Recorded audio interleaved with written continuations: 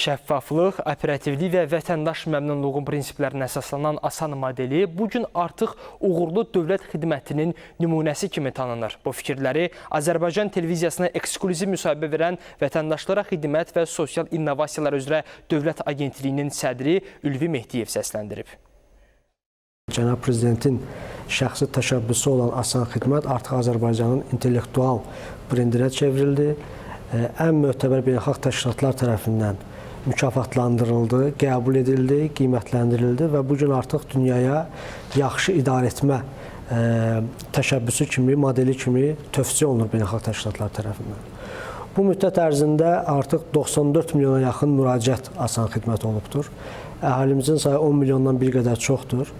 Amma 94 milyon müraciət onu göstərir ki, demək olar hər bir fəaliyyət qabiliyyətli şəxs artıq Asandan dəfələrlə istifadə edibdir.